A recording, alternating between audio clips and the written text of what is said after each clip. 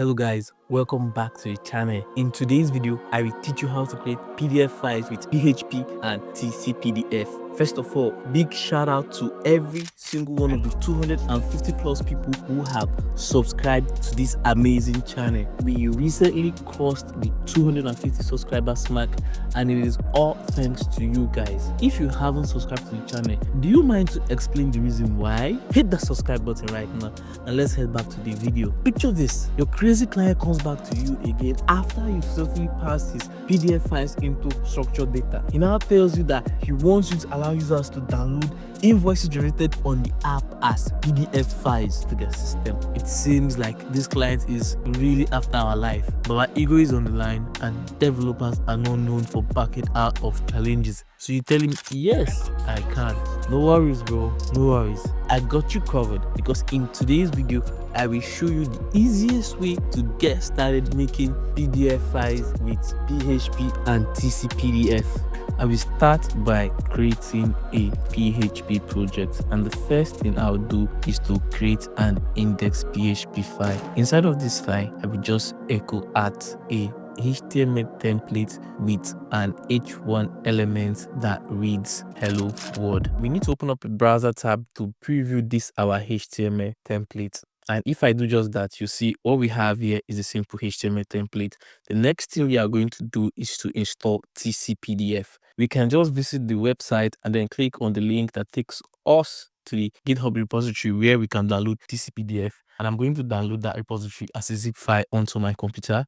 I'll unzip this file and move it inside of the project directory under the name TCPDF. This contains all of the dependencies we need to be able to work with TCPDF. Next thing we are going to do is to create a basic PDF file and view this file in our browser. Inside of this index.php file I've created, I'm going to get rid of all existing HTML templates, and then I'm going to import TCPDF into this file by requiring it once at the very top of this our file. I will create a new TCPDF object, and I'm going to save that object inside of a variable PDF. The first argument I'm going to pass to this TCPDF constructor is a string which determines the orientation of the PDF document. In this instance, I'm passing P, and this P stands for portrait. You could also pass in L, which stands for landscape. The second argument is the scale for the height and width of the document, and in this instance, I'm going to be using millimeter. Okay. The next argument is the page size, and I just want a simple A4 document. I will set the font on the PDF to be Helvetica, and the font size is going to be 10 by using the set font method. This allows us to set the font face of the document, which I said is going to be Helvetica. The second argument is the font style, which is going to be normal. I'm going to pass in an empty string to achieve that normal. The last argument I'm going to pass to this set font method will be the font size, and it is 10.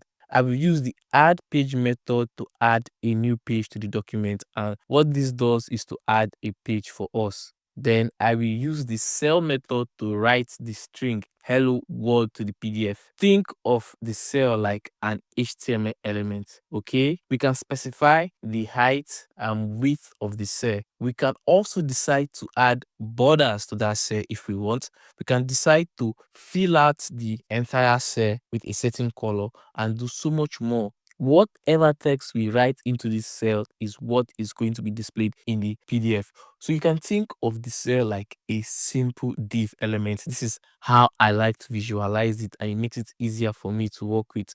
I will use the output method on the PDF to generate a new PDF file with the name of draft PDF, and then I will use the I flag, which ensures that the generated PDF opens up in the current browser tab. If I visit the URL again in our browser, you can see that we now have a generated PDF file. The next thing we are going to do is to make a basic template for invoices. We need to make a basic template for an invoice PDF, which we are going to generate. And for that, the first thing I will do is to extend the TCPDF class to create a new class. Okay, why? This is because I want our code to be as clean as possible, and I want to avoid as much repetition as possible. That is why I have to ensure that major sections of the document are added, or are defined rather, as methods on this class. The first method I am going to define on this class will be add user details method. This method allows us to add a group of data to the PDF. Since this is an invoice PDF we are generating, this method will add the company or user sending the invoice.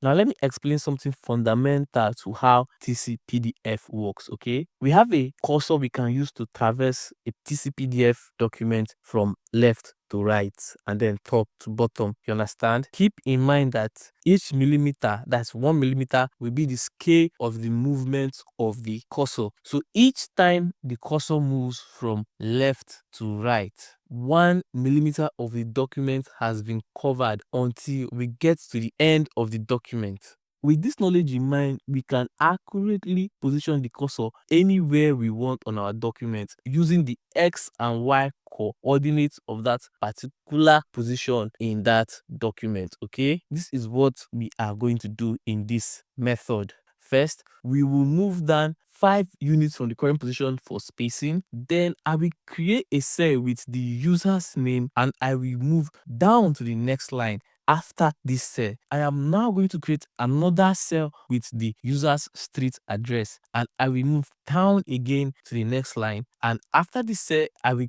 create another cell with the user's zip code. I will go down and change the initialization of the PDF to a new my PDF, and then after where we add a page, I will call the add user details method with custom data which I have already prepared in advance for this simulation. Then I will save the file and reload it, and you can see the user details on the document. This creates 3 start lines of text where you can see in the first line the user's name, in the second line the user's street address which is 32 Nowhere Road, and the user's zip code which is 300102. Okay, now let's go back to our my PDF implementation to add a new method. This method is going to be the add recipient details method. It add the customer's receipts contact information to the PDF. We are going to align this information to the right side of the page, and here's a quick breakdown of how this method works. I will create a cell for showing effects customer,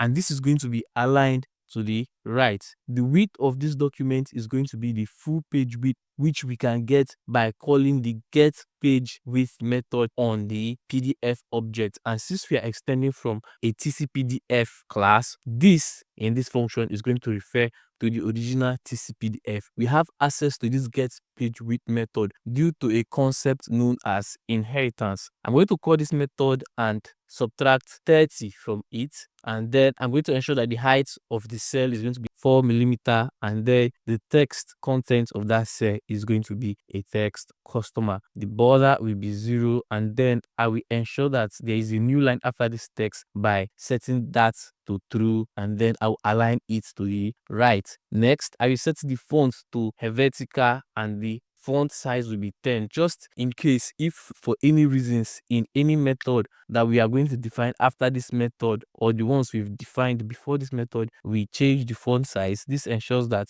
we set the font size to the standard value. Next, I'm going to add the recipient's name and I'm going to add the recipient's street address, and then I'm going to add the recipient's zip code, and I'm going to concatenate that with their province. Then I will add 20 millimeter of vertical space after the recipient details. I will move the cursor to the right, and then I will call the add recipient details method with the data. This creates a text aligned to the right showing the user's name, address, and zip code. Next, I will go back to the my PDF class implementation to add a new method, add dates. This add dates function will create the invoice header section with a title, metadata, and a colored text background. Okay, so inside of this function, the first thing I will do is to add 2 millimeter of vertical space. I will set the font style to bold, and then I will set the font size to 14. I'm going to create a cell that is going to store the title, the invoice. Its width will be 100 millimeter and its height will be 60 millimeter. Inside this, I'm just going to have a text that reads the invoice. I'm going to switch to a smaller font size for the invoice number, but I'll still ensure that the font style is bold. Then I am going to output the invoice number, and then I'll move the cursor up by 4 mm to align the next line with the previous one. Then I will create a new cell, invoice date, and then I will now create another cell with the actual date value. I'm going to ensure that I format this date using the string to time method. Okay, then I'll add 5 mm of vertical space. I will set the fill color to blue, and then I will create a colored rectangle background using the HTML cell method. Although you could have used the rect method, I believe there should be a custom method for drawing a rectangle onto a document inside of TCPDF, but I just wanted to use this method for simplicity. So I'll set the width to be almost the full page width. I'll just take 26 from that value, and then I'll set the height to be 30. I'll ensure that the position is 10 mm from the left, and then the Y position will be the current position of the cursor. I'll ensure that this cell has no text rather, and then I will set the border to 0. This ensures that there's no border on the elements, and then I'm now going to break the line and set the fill value to true. This ensures that this blue color with sex here is actually used on the background of this cell. Okay, I will move the cursor to position inside the blue box 15 mm from the left and 25 mm up from the current Y position of the cursor, and then I will set the font style to bold while setting the font size to 8. The next method we are going to add is the add tables method. This method creates a 2-row data table displaying project information with headers and corresponding data. Let me break this down. Inside of this function, I will create a cell that houses the labels of the table rather. So the first label will be the project number, the next label will be the house number, the next label will be the address, and after that I will add the location, and then I will move to a new line. If you observe, I use false as the last value for all cells before the location. This ensures that we don't get a new line, that is, each cell is drawn next to the other one. Okay, after that I'm going to switch to a lighter font style while ensuring that the font size remains 8. I'm going to indent the data row by 5 mm from the left margin, and then I'm going to add a cell that outputs the formatted project number. Okay, we are going to add this pad number helper method later on. Okay, let's proceed. I'm going to add another cell that will display the house number. Then I will add a cell that displays the building address. After that, I will add another cell that displays the location details, and then I'm going to move down 10 mm for spacing after the table. I'm going to add a new method, add positions. The add positions method creates the main invoice line item table with calculations for the total amount for each item in the table, and then the overall total. I will have to break down the implementation of this method into two sections. First of all, three sections. First of all, we have the header section, then we have the data row section, and then we have the total section. Okay, but let me start with the header section. All of this will be combined into one method. First of all, I will create a colored background for the table header, and then I'm going to position the cursor inside of the header background. I will set the font style to bold, and then I will set the font size to 8. I'm going to create the column headers.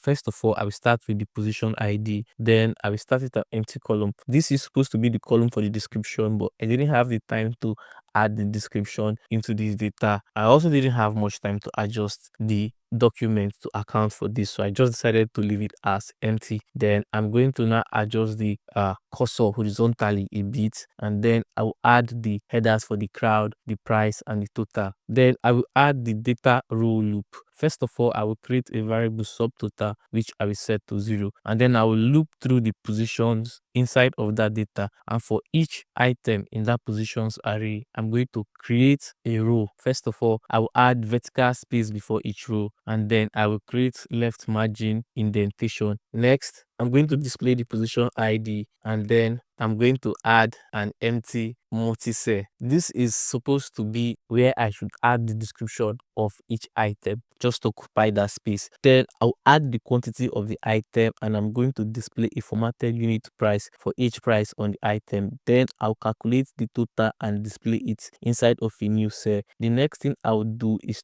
I'll add space, and then I'm going to draw a new horizontal line using the line method. I'm going to accumulate the subtotal, and then I have to now define the total section. Inside the total section, I'll move down 20 millimeters, and then I will just move the cursor a bit and add the new cell where I add the total. I will ensure I format it using this .format currency method. We also use this method when calculating the price for each item. This method is going to be added later, and let me just do that right now by adding the format currency method. I will also add this pad number method, which pad a string of numbers with leading zeros. This is because the project number which we are padding is going to come in, let's say, a format 10, 20, and we want it to display as 0010. Okay, I will use all of these methods that we have defined to add different sections to the PDF document, and then I will preview it in our browser to see the generated PDF document. We still need to determine how to add links, a header, a footer, and an image to the document, and let's handle this next. I will add a header section, and I'm going to show you how to add a photo first. And for that, we need to add a header method to the my PDF document. This allows us to create a custom header for each page. Inside of this method, I will create an image path to an image which I already have here.